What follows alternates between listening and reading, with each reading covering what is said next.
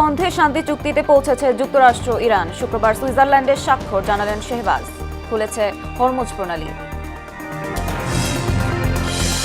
বিশ্বকাপে নিজেদের প্রথম ম্যাচে জার্মানির গোল উৎসব। রোমাঞ্চকর লড়াইয়ে নেদারল্যান্ডস জাপানের পয়েন্ট ভাগাভাগি।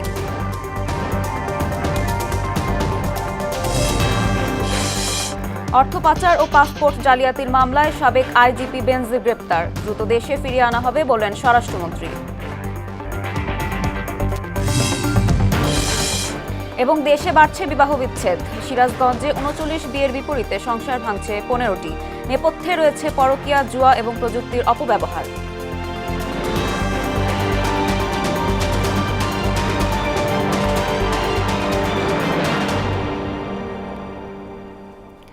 আসসালামু আলাইকুম, স্বাগত মোহনা সংবাদে। এতক্ষণ শুনছিলেন শিরোনাম। পুরো সংবাদের সঙ্গে আছি আমি সুমাইয়া সারা। শুরুতেই আন্তর্জাতিক প্রসঙ্গ। যুদ্ধ বন্ধে শান্তি চুক্তিতে পৌঁছেছে যুক্তরাষ্ট্র ও ইরান। রোববার মধ্যরাতে শান্তি আলোচনায় মধ্যস্থতাকারী দেশ পাকিস্তানের প্রধানমন্ত্রী শেহবাজ শরীফ এই তথ্য নিশ্চিত করেছেন। পরে মার্কিন প্রেসিডেন্ট ডোনাল্ড ট্রাম্প এবং ইরানের পক্ষ থেকেও চুক্তির বিষয়টি জানানো হয়েছে। আগামী শুক্রবার সুইজারল্যান্ডে আনুষ্ঠানিকভাবে এই চুক্তি সই হবে। চুক্তির বিষয়টি জানিয়ে সামাজিক যোগাযোগ মাধ্যম ট্রুথ সোশ্যালে দেওয়া পোস্টে ট্রাম্প বলেন, ইরানের সঙ্গে চুক্তি চূড়ান্ত। হরমুজ প্রণালীকে সম্পূর্ণ টোলমুক্তভাবে চলাচলের জন্য উন্মুক্ত করার অনুমতি দেওয়া হয়েছে। যুক্তরাষ্ট্রের নৌবাহিনীর আরোপিত অবরোধও অবিলম্বে তুলে নেওয়ার নির্দেশ দেওয়ার কথা জানান মার্কিন প্রেসিডেন্ট।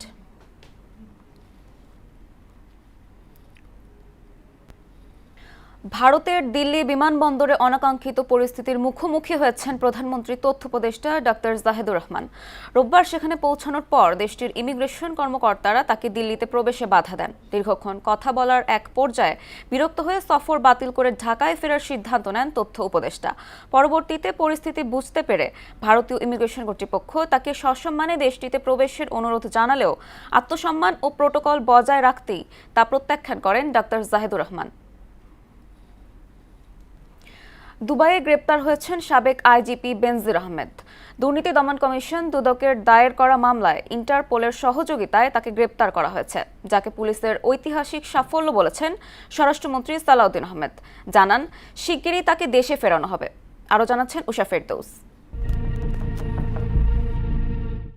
বেনজির আহমেদ ২০২০ সালের ১৫ এপ্রিল থেকে ২০২২ সালের ৩০ সেপ্টেম্বর পর্যন্ত আইজিপি ছিলেন। এর আগে তিনি ঢাকা মহানগর পুলিশ ডিএমপি কমিশনার ও র্যাবের মহাপরিচালক হিসেবেও দায়িত্ব পালন করেন। মানবাধিকার লঙ্ঘনের অভিযোগে ২০২১ সালের ডিসেম্বরে র্যাবের ৭ কর্মকর্তার ওপর নিষেধাজ্ঞা দেয় যুক্তরাষ্ট্র। তার মধ্যে বেনজির আহমেদের নামও ছিল। ২০২৪ সালে গণ অভ্যুত্থানে আওয়ামী লীগ ক্ষমতাচ্যুত হওয়ার কয়েক মাস আগে বেনজির আহমেদের বিরুদ্ধে দুর্নীতির অভিযোগ উঠলে তা নিয়ে তদন্তে নামে দুর্নীতি দমন কমিশন দুদক। তখনই তিনি দেশ ছেড়েছিলেন। এরপর তার বিরুদ্ধে একাধিক মামলা হয়। বেনজির আহমেদের বিরুদ্ধে আদালতে গ্রেপ্তারি পরোয়ানাও রয়েছে। পুলিশের সাবেক আইজিপি বেনজির আহমেদকে আটক করেছে দুবাই পুলিশ। দুদকের একটি মামলায় তাকে আটক করা হয় বলে জানিয়েছে বাংলাদেশ পুলিশের দায়িত্বশীল একাধিক কর্মকর্তা। দুদকের মামলায় ২০২৫ সালের ফেব্রুয়ারিতে বেনজির আহমেদের বিরুদ্ধে ইন্টারপোলের মাধ্যমে রেড নোটিশ জারি করে সরকার। দুবাইয়ের সূত্র থেকে জানা যায়, গত ১২ জুন দুবাইতে এলে বেনজির আহমেদকে আটক করা হয়। রোববার জাতীয় সংসদে দেয়া বক্তব্যে বেনজিরকে গ্রেপ্তারের কথা জানান স্বরাষ্ট্রমন্ত্রীও। এটি বাংলাদেশ পুলিশের একটি সাফল্য বলেও দাবি করেন তিনি, এবং বেনজিরকে খুব শিগগিরই দেশে ফিরিয়ে আনার কথাও জানান স্বরাষ্ট্রমন্ত্রী।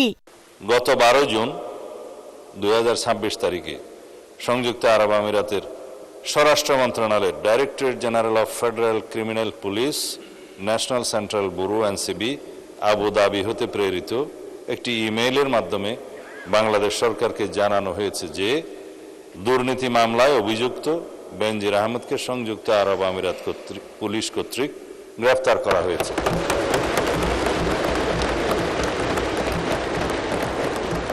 এবং তিনি বর্তমানে সেখানে আটক আছেন। পররাষ্ট্র মন্ত্রণালয়ের মাধ্যমে ইউএই কর্তৃপক্ষের নিকট কূটনৈতিক চ্যানেলে আনুষ্ঠানিক এক্সট্রাডিশন রিকোয়েস্ট প্রেরণ করে এনসিবি আবুধাবির সাথে সমন্বয়পূর্বক অতি দ্রুতই তাকে বাংলাদেশে নিয়ে আসা হবে। উষা ফেরদৌস, মোহনা সংবাদ, ঢাকা। এদিকে দুদক জানিয়েছে সাবেক আইজিপি বেনজিরকে অর্থ পাচার ও পাসপোর্ট জালিয়াতি মামলায় গ্রেপ্তার করা হয়েছে। রোববার বিকেলে রাজধানীর সেগুনবাগিচায় দুদক কার্যালয়ে সংস্থাটির উপপরিচালক আক্তারুল ইসলাম এ তথ্য জানান। তাকে দ্রুত দেশে ফিরিয়ে আনার উদ্যোগ নেওয়া হয়েছে বলেও জানান তিনি। দুপুরে সাবেক আইজি বেনজির আহমেদ দুবাইতে গ্রেপ্তার হয়েছে এমন সংবাদ ছড়িয়ে পড়লে রাজধানীর সেগুনবাগিচায় দুদক কার্যালয় এ নিয়ে জরুরি সংবাদ সম্মেলনের আয়োজন করা হয়। ইন্টারপোলের 2টা মামলা বিষয়ে চিঠি পাঠিয়েছিলেন আমাদের তদন্ত কর্মকর্তা। পাসপোর্ট জালিয়াতির মামলা, আরেকটি মামলা ছিল জ্ঞাত আয় বহির্ভূত সম্পদ অর্জনের মামলা। এতে সংস্থাটির জনসংযোগ শাখার উপপরিচালক বলেন, দুদকের মামলায় ইন্টারপোলের সহায়তায় সংযুক্ত আরব আমিরাতের দুবাইয়ে গ্রেপ্তার হয়েছেন পুলিশের সাবেক মহাপরিদর্শক বেনজির আহমেদ। বিদেশে গ্রেপ্তারের বিষয়ে আপনাদের ইতিমধ্যে বলেছি যে আমরা ইন্টারপোলের সহযোগিতা নিয়েছি স্বরাষ্ট্র মন্ত্রণালয়ের মাধ্যমে। দেশে কাউকেও যদি গ্রেপ্তার করা হয় তাও বাংলাদেশ পুলিশ অথবা স্বরাষ্ট্র মন্ত্রণালয়ের মাধ্যমেই সেগুলো সমাধান করা হয়ে থাকে। এ সময় তিনি জানান, দুদকে 6টি মামলা রয়েছে সাবেক আইজিপি বেনজিরের বিরুদ্ধে। এর মধ্যে 2টি পাসপোর্ট জালিয়াতি এবং অবৈধ সম্পদ অর্জনের মামলায় তার বিরুদ্ধে রেড নোটিশ জারি করা হয়েছিল ইন্টারপোলের মাধ্যমে। এরই ধারাবাহিকতায় তাকে গ্রেপ্তার করা হয়। আমরা যেটা চার্জশিট দাখিল করেছি বিজ্ঞ আদালতে সেটা 14,62,00,000। তবে মোট 5টা মামলায় তার সম্পদের পরিমাণ জ্ঞাত আয় বহির্ভূত সম্পদ যেটা আমরা পেয়েছি, তদন্ত চলছে। অভিযোগ ছিল প্রায় 76 কোটি টাকার উপরে। সরকারি কর্মকর্তা হওয়া সত্ত্বেও তিনি সরকারি পাসপোর্ট ব্যবহার না করে জালিয়াতি করে পাসপোর্ট বেসরকারি সাধারণ ব্যক্তি হিসেবে পাসপোর্ট গ্রহণ করেছেন এই মর্মে অভিযোগ ছিল এবং একাধিক পাসপোর্ট তিনি গ্রহণ করেছেন। দ্রুত তাকে দেশে ফিরিয়ে এনে বিচারের মুখোমুখি করার জন্য সরকারের উচ্চ পর্যায় থেকে আইনি প্রক্রিয়া শুরু হয়েছে বলেও জানান তিনি। বাংলাদেশ সরকার শীঘ্রই তারে নিয়ে আসবেন, তার প্রেক্ষিতে দুদক তারপর পাবে। এমদাদুল হক খান, মোহনা সংবাদ, ঢাকা। এশীয় উন্নয়ন ব্যাংক এডিবি থেকে $1 বিলিয়ন বাজেট সহায়তা পেয়েছে বাংলাদেশ। এতে দেশের মোট বৈদেশিক মুদ্রার রিজার্ভ বেড়ে বর্তমানে 35,626.34 মিলিয়ন বা $35.62 বিলিয়ন দাঁড়িয়েছে। রোববার কেন্দ্রীয় ব্যাংকের নির্বাহী পরিচালক ও মুখপাত্র আরিফ হোসেন খান বিষয়টি নিশ্চিত করেছেন। আন্তর্জাতিক মুদ্রা তহবিলের হিসাব পদ্ধতি BPM-6 অনুযায়ী, যার পরিমাণ $31,075.72 মিলিয়ন।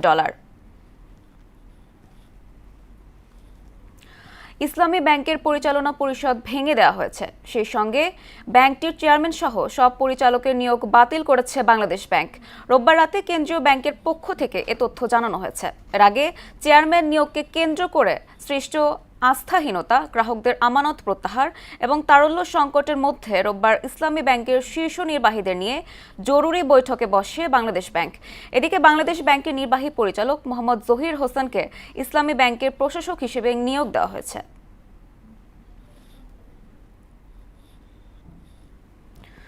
সিরাজগঞ্জে বাড়ছে বিবাহ বিচ্ছেদের সংখ্যা, ভাঙছে একাধিক সংসার।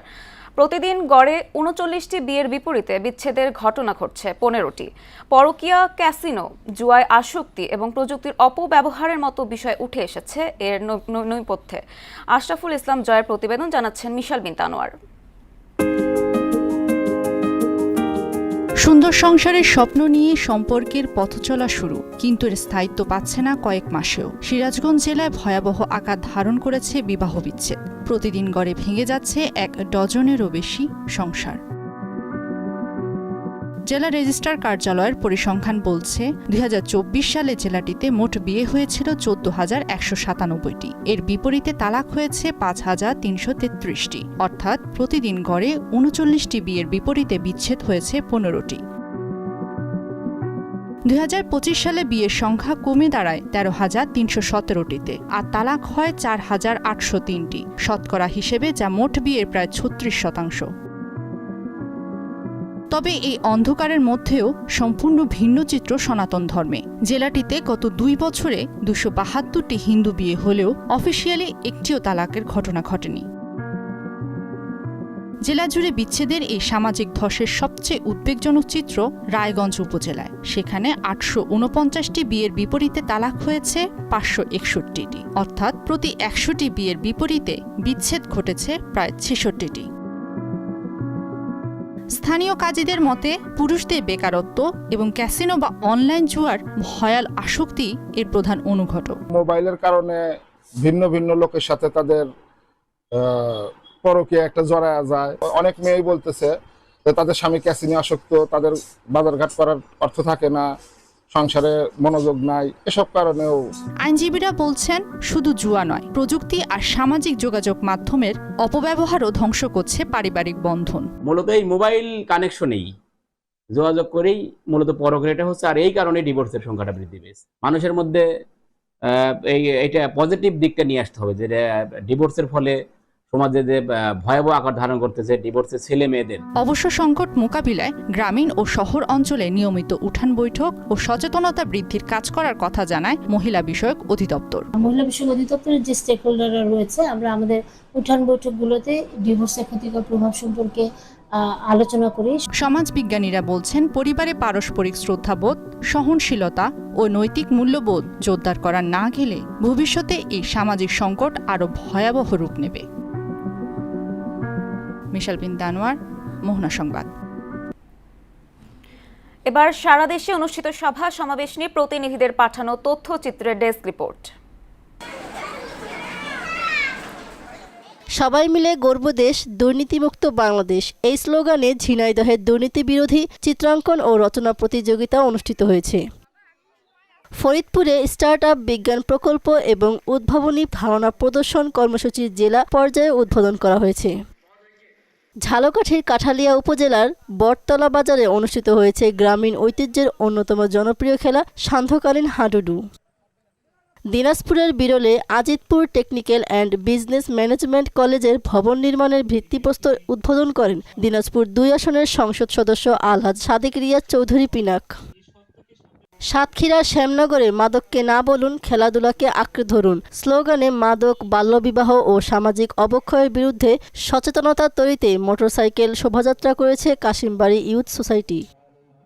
পাবনার সাথিয়ার আরিয়াডাঙ্গি উচ্চ বিদ্যালয়ের 7ম শ্রেণীর ছাত্রীর শ্লীলতাহানির প্রতিবাদে মানববন্ধন করেছে ছাত্রছাত্রী ও এলাকাবাসী।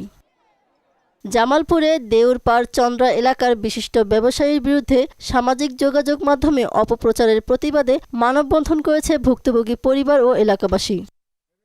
দিনাজপুরের পার্বতীপুরে উপজেলা যুবদল বিএনপি ও এর অঙ্গ সহযোগী সংগঠনের উদ্যোগে গণতন্ত্র, উন্নয়ন, সম্প্রীতি ও সংস্কৃতির মহামিলন এবং পূর্ণমিলনী অনুষ্ঠিত হয়েছে। সুনামগঞ্জ জেলায় মদ, জুয়া, ধর্ষণ সহ সকল ধরনের অপরাধ দমনে আইন শৃঙ্খলা কমিটির মাসিক সভা অনুষ্ঠিত হয়েছে। ময়মনসিংহের ধোবাউড়া উপজেলায় 5 বছরে 25 কোটি বৃক্ষরোপণ কর্মসূচির উদ্বোধন করেন বিএনপির যুগ্ম মহাসচিব ও ময়মনসিংহ জেলা পরিষদের প্রশাসক সৈয়দ এমরান সালেহ প্রিন্স। ফেনীর ছাগলনাইয়া উপজেলার 10 নং গোপাল ইউনিয়নে মুহুরীগঞ্জ উচ্চ বিদ্যালয়ের প্রাক্তন শিক্ষার্থীদের নিয়ে পূর্ণমিলনী অনুষ্ঠিত হয়েছে। সুনামগঞ্জের নবাগত জেলা প্রশাসকের সাথে সৌজন্য সাক্ষাৎ করেছেন বাংলাদেশ হিন্দু বৌদ্ধ খ্রিস্টান কল্যাণ ফ্রন্ট জেলা শাখার নেতৃবৃন্দরা। সিরাজগঞ্জের দাতব্য প্রতিষ্ঠান হাজী আব্দুস সাত্তার ফাউন্ডেশনের আয়োজনে স্বেচ্ছায় হৃদয়ে রক্তদান কর্মসূচি ও মানবিক কাজে অবদান রাখার স্বীকৃতিস্বরূপ সকল সদস্যকে সম্মাননা ক্রেস্ট প্রদান করা হয়েছে। জয়পুরহাটের 5 বিবিতে গরিব ও অসহায় নারী খামারিদের প্রশিক্ষণ শেষে বিনামূল্যে হাঁস ও মুরগির বাচ্চা প্রদান করেছে ব্রাক। সিরাজগঞ্জের রায়গঞ্জে আন্তর্জাতিক শিশুশ্রম প্রতিরোধ দিবস 2026 উপলক্ষে আলোচনা সভা, শিশুদের সুন্দর হাতের লেখা প্রতিযোগিতা, সাংস্কৃতিক অনুষ্ঠান ও বর্ণাঢ্য র্যালি অনুষ্ঠিত হয়েছে। মাহমুদা আক্তার, মোহনা সংবাদ। পাহাড়ি ঢল ও ভারী বর্ষণে সিরাজগঞ্জে পয়েন্টে বাড়ছে যমুনা নদীর পানি। এতে যমুনার অরক্ষিত অঞ্চলে ভাঙন দেখা দিয়েছে। গত কয়েকদিনে চৌহালিতে বিলীন হয়ে গেছে বসত ভিটা ও ফসলি জমি। ভাঙন আতঙ্কে নির্ঘুম রাত কাটাচ্ছেন নদী তীরবর্তী মানুষ। এ অবস্থায় জরুরিভাবে স্থায়ী বাঁধ নির্মাণের দাবি জানিয়েছেন স্থানীয়রা। সোহেল রানার তথ্যচিত্রে তাহসিন তারিনের রিপোর্ট। পানি বাড়ার সঙ্গে সঙ্গে সিরাজগঞ্জের চোহালী উপজেলার চর সলিমাবাদ, ছোট চোয়াল, মণ্ডলভোগ, তেগরি, কুড়াগাছা সহ বেলকুচি ও কাজীপুর উপজেলার চরাঞ্চলে ভাঙন দেখা দিয়েছে। বেলকুচি ও কাজীপুর উপজেলার চরাঞ্চলে ভাঙন দেখা দিয়েছে। এতে বসতভিটা সহ চরাঞ্চলের আখ, পাট ও বাদাম সহ বহু ফসলি জমি নদীগর্ভে বিলীন হয়ে গেছে। স্থানীয়রা বলছেন, দীর্ঘদিন যমুনা নদীর ভাঙন অব্যাহত রয়েছে। বিগত সরকার স্থায়ীবাদের আশ্বাস দিলেও তা বাস্তবায়ন হয়নি। এক এক পরিবার 10 থেকে 12 বার করে ভাঙনের শিকার হয়েছে। এতে নিঃস্ব হয়ে পড়েছেন তারা। এখন দুবেলা খাবার ও থাকার জায়গাও জুটছে না। আমরা এমনই আছি, নদীর কিনারে বাড়ি করে শোনা আমাদের কিনু পেটের বাতি আনে জোটান কষ্ট। একে একে 10টা ভাঙা দিছে, কিছুই নাই আমাদের। রোডগুলো আমার কোনো কিছু নেই, কলেজ মাদ্রাসা সব ভেঙে চলে গেছে। আমাদের সরসনাথ কবরস্থান বাজার এগুলো সব নদীর গর্ভে চলে যাইতেছে। অনেক এমপি সমস্যা, অনেক কিছু আসছে, অনেক নেতা আসছে, তারা আমাদের অনেক উৎসাহ করছে, অনেক কিছু করছে, কিন্তু তাদের কাছে আমরা কোনো কিছুই পাই নাই। আমি মাননীয় প্রধানমন্ত্রীর কাছে দাবি জানাই যে আমাদের একটা জানি স্থায়ী একটা বেড়িবাঁধ। পানি উন্নয়ন বোর্ড বলছে, চোহালীর সলিমাবাদে 3 কিলোমিটার এলাকায় স্থায়ীবাঁধ নির্মাণ প্রকল্পটি প্ল্যানিং কমিশনে রয়েছে। অনুমোদন হলে স্থায়ীবাঁধ নির্মাণ করা সম্ভব হবে। এছাড়া বর্তমানে ভাঙন কবলিত স্থানগুলোতে জিওব্যাগ ফেলা হচ্ছে। এই প্রজেক্টটা বাস্তবায়িত হলে ওই এলাকাটা স্থায়ী সমাধান আসবে। আর ইতিমধ্যে যদি এই 3.5 কিলোমিটার কাজের কোথাও যদি ক্ষতিগ্রস্ত হয়, যেহেতু এটা প্রিকশনের কাজের ক্ষতিগ্রস্ত হবে, স্বাভাবিক ক্ষতিগ্রস্ত হলে সঙ্গে সঙ্গে আমরা এই জায়গাগুলো যাতে ফার্দার ভাঙন বৃদ্ধি না পায় সেজন্য আমরা জরুরি কাজ বা ইমার্জেন্সি কাজ বাস্তবায়নের মাধ্যমে এটা আমরা মোকাবিলা করতেছি। অতি দ্রুত স্থায়ীবাঁধ নির্মাণ করে বসতভিটা ও ফসলি জমি রক্ষা করার দাবি জানিয়েছেন এলাকাবাসী। তাহসিন তারিন, মোহনা সংবাদ। রক্ষণাবেক্ষণের অভাবে বেহাল রাজশাহী নগরীর গণশৌচাগার। অস্বাস্থ্যকর পরিবেশের কারণে ব্যবহারে অনীহা বাড়ছে মানুষের। নগরীতে অন্তত কয়েক লাখ মানুষ বসবাস করছে। এছাড়াও বিভাগীয় শহর হওয়ায় বিভিন্ন জেলা থেকে কয়েক হাজার লোকের পদচারণায় মুখর থাকে শিক্ষানগরী। ফলে বাড়ছে জনদুর্ভোগ ও স্বাস্থ্য ঝুঁকি। সানিউল আলম রাজুর প্রতিবেদন, জানাচ্ছেন মাহমুদ আক্তার।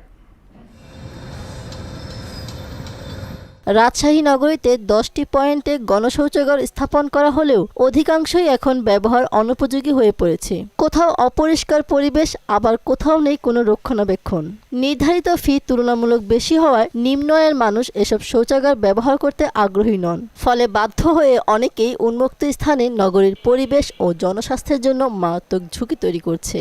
স্টেশন চত্বরে 2টা গণশৌচাগার আছে, কিন্তু দুটোতে টাকা লাগে। প্রসাব করলে 5 টাকা, বাথরুম করলে 10 টাকা। আমরা যাইতে পারি না গন্ধ অত্যাচারে, মানে এত বিচ্ছিরি গন্ধ যে মানে নিজেকে বমি চলে আসে। সচেতন হওয়া দরকার প্রশাসনকে যে এই পাবলিক টয়লেটগুলো ব্যবহারের বিষয়ে। নগরীর জনবহুল এলাকায় গণশৌচাগার থাকলেও তা পর্যাপ্ত নয়।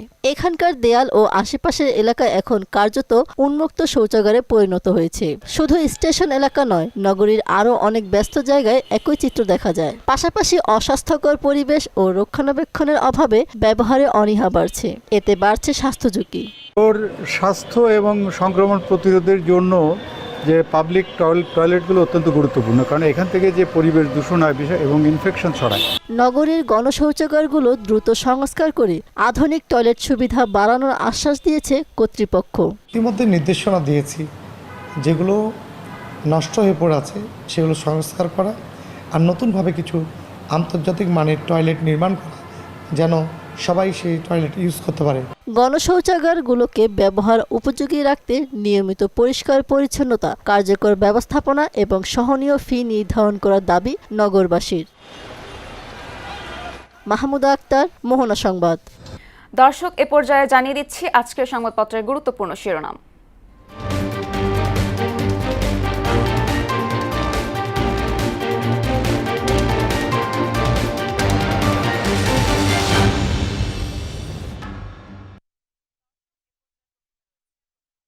প্রথম আলো শিরোনাম করেছে, বেনজিরের অপরাধ নজিরবিহীন, ভিনি ম্যাজিকে ব্রাজিলের স্বস্তি, পরাজয় ছাপিয়ে ফিরে আসার গল্প। দৈনিক ইত্তেফাক শিরোনাম করেছে, সাবেক আইজিপি বেনজির আহমেদ দুবাইয়ে গ্রেপ্তার, বিশুদ্ধতার প্রতিশ্রুতি নাকি অদেখা স্বাস্থ্য ঝুঁকি। সমকাল শিরোনাম করেছে, দুবাই পুলিশের হাতে গ্রেপ্তার সাবেক আইজি বেনজির, 5 অস্ত্রধারী শনাক্ত, সবাই বিএনপির সঙ্গে সম্পৃক্ত। বাংলাদেশ প্রতিদিন শিরোনাম করেছে, প্রান্তিক মানুষের আপনজন হয়ে উঠেছেন তারেক রহমান। দুবাইয়ে গ্রেপ্তার বেনজির। যুগান্তর শিরোনাম করেছে, সাবেক আইজিপি বেনজির দুবাইয়ে গ্রেপ্তার, দেশে আনার প্রক্রিয়া শুরু। বিবর্ণ ব্রাজিল, উজ্জ্বল মরক্কো। আমার দেশ শিরোনাম করেছে, কুখ্যাত বেনজির দুবাইয়ে গ্রেপ্তার, ইসলামী ব্যাংকের চেয়ারম্যান সহ সব পরিচালকের নিয়োগ বাতিল।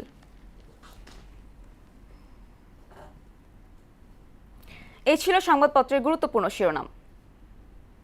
শেষ করব মোহনা সংবাদ, যাবার আগে শিরোনামগুলো আরও একবার।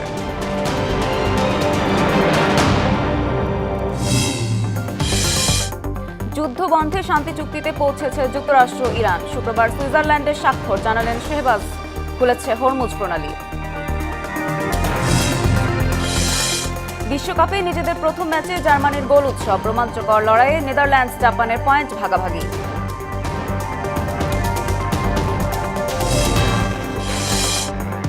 অর্থ পাচার ও পাসপোর্ট জালিয়াতির মামলায় সাবেক আইজিপি বেনজির গ্রেপ্তার, দ্রুত দেশে ফিরিয়ে আনা হবে বলেন স্বরাষ্ট্রমন্ত্রী।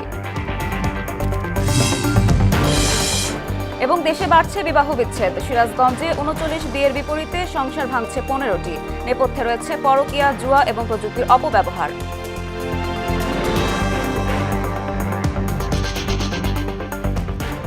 এই ছিল মোহনা সংবাদে। পরবর্তী সংবাদ দুপুর ১টায়। এর আগে বেলা ১১টায় দেখুন সংবাদ এক নজরে। মোহনার সবশেষ খবর জানতে ভিজিট করুন www.mohana.tv। সংবাদ দেখতে পারেন ফেসবুক, ইউটিউবেও। এতক্ষণ সঙ্গে থাকার জন্য ধন্যবাদ সবাইকে।